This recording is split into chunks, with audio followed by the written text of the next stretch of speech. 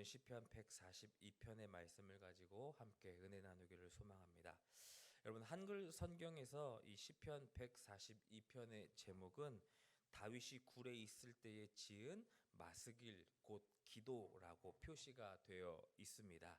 여러분, 마스길이라는 단어를 들어보셨습니까?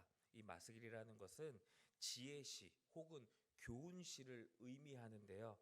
절망적인 상황에서도 하나님께 부르짖는 것이 가장 지혜로운 해결책임을 가르친다라는 점에서 볼 때 이 마스기를 기도라는 것은 적합한 제목이다라고 할 수 있습니다.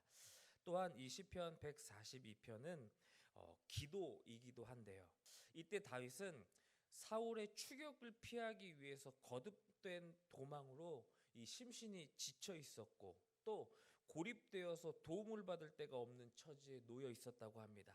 그때 깊은 탄식으로 하나님의 도움을 구하는 기도를 올려드렸는데 그 기도가 오늘 우리가 함께 보고 있는 시편 142편이라는 것이죠. 절체절명의 위기, 다윗은 다른 그 어떤 곳에도 소망을 두지 않고 오직 유일한 구원자이신 하나님께 시편 142편의 기도를 드림으로써 하나님의 구원과 위로를 받았던 사람입니다. 오늘 본문 1절에서 다윗은 소리를 내어 하나님께 부르짖었다라고 노래를 하고 있습니다. 그런데 1절에 이 소리내어라는 단어가 두 번이나 반복되면서 자신의 원통함과 우환을 하나님께 강하고 그리고 급하게 진술하고 있는 것이죠. 1절과 2절에서 다윗은 하나님을 향하여 자신이 처한 암울한 현실을 호소했습니다. 그런데 이것은 단지 그냥 암울한 현실을 호소하는 내용만으로 채워져 있는 것이 아닙니다. 3절을 보시면 그는 하나님께서 자신을 아시고 고통 중에 돌보시는 분이심을 확신하고 있기 때문입니다. 그래서 본시는 단순히 시인의 고통스러운 현실에 집중해야 하는 것이 아니라 그러한 상황 속에서도 시인이 어떠한 중심과 확신 가운데 있는지를 주목하고 있는 것입니다. 지금 시인의 눈앞에 펼쳐진 길 위에는 원수들이 시인을 잡으려고 숨겨놓은 올무들로 가득합니다. 그러나 하나님께서는 그가 어느 길로 나아가야 할지 또 앞으로 어떻게 살아가야 할지 그 구원의 길을 다 알고 계시며 한치의 실수도 없이 완벽한 계획 속에 일하고 계시는 분이십니다. 이 진리를 우리 시인이 잘 알고 있었다라고 고백하고 있는 것이죠. 여러분, 본문 4절 말씀을 한번 보십시오. 오른쪽을 살펴보소서. 나를 아는 이도 없고 나의 피난처도 없고 내 영혼을 돌보는 이도 없나이다.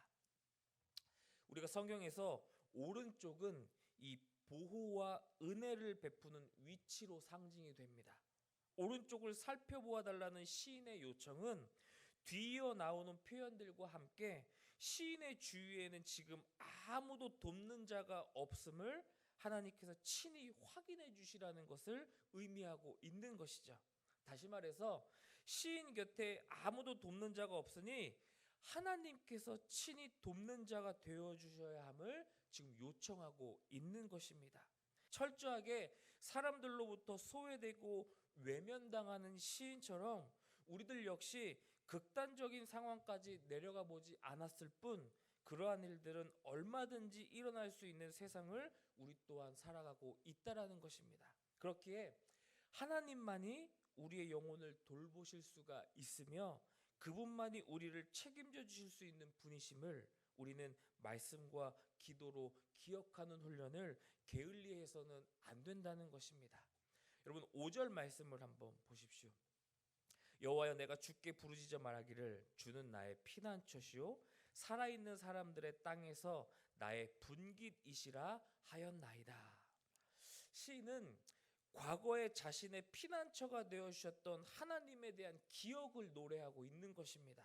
특별히 시인은 여호와라는 호칭을 사용해서 언약의 신실하신 하나님의 성품을 지금 강조하고 있는 것이죠. 시인, 그러니까 다윗에게 있어서 하나님은 어떠한 분이십니까? 하나님께서는 다윗을 이스라엘의 왕으로 선택하셨고 하나님의 때에 반드시 언약 백성 이스라엘 앞에 왕으로 세우시고 인정받게 하도록 은혜를 베풀고 계신 분이 바로 하나님이시라는 겁니다. 비록 지금은 공경 가운데 다윗이 있지만 그러므로 다윗은 온 천지의 창조주이신 하나님과 인격적인 교제를 나누는 복을 누리고 있다라는 것입니다. 지금 다윗에게 있어서도 하나님만이 자신의 전부이며 삶의 근거가 됨을 고백하고 있다라는 것입니다. 다윗은 자신이 심히 비천하기에 하나님이 자신의 부르짖음을 들어주셔야 함을 노래하고 있습니다. 또한 다윗을 핍박하는 자들이 지금 다윗보다 강하기에 하나님께서 자신을 구원해 주셔야 함을 요청하고 있는 것입니다. 지금 다윗은 골리앗과 같은 현실에 주목하기보다 골리앗 너머에 계신 하나님의 능력을 믿고 있는 것이죠. 이어서 다윗은 자신의 영혼을 옥에서 이끌어내달라고 요청하기까지 합니다. 이러한 표현은 도무지 자신의 힘으로는 탈출할 수 없는 극심한 상황을 빗대어 표현하고 있는 것이죠. 깜깜한 감옥에 갇혀서 벗어날 소망이 보이지 않던 그 순간에도 다윗은 주의 이름을 감사하게 해달라고 노래하며 아직 실현되지 않은 하나님의 구원을 확신하고 있다라는 것입니다. 마지막으로 다윗은 하나님을 향한 자신의 믿음과 충성에 대해 많은 의인들 앞에서 하나님이 보상해 주실 것을 확신하고 있습니다.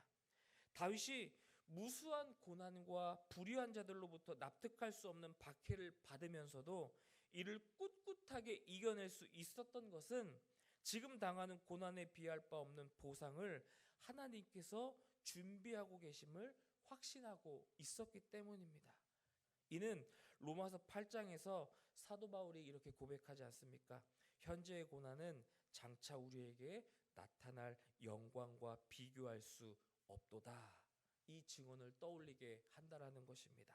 그렇기에 다윗의 노래는 의를 위해 핍박받는 오늘날의 모든 성도님들에게 큰 위로와 소망을 주고 있는 것입니다. 사랑하는 성도 여러분, 도망자의 신세로 몸과 마음이 지칠 대로 지쳐서 탄식과 절망으로 가득 찼던 다윗의 노래는 기대와 소망 그리고 확신의 노래로 정점을 찍고 있습니다. 하나님 편에 서서 하나님께 속한 인생을 산다라는 것은 시편 142편 속에 시인이 걸었던 길로 동일하게 걷는다라는 것을 의미합니다. 즉 우리 또한 다윗처럼 인생의 바닥을 경험할 각오로 믿음의 여정을 떠나고 있다라는 것입니다. 그럴 때 다윗의 고백을 우리의 고백으로 삼으십시오.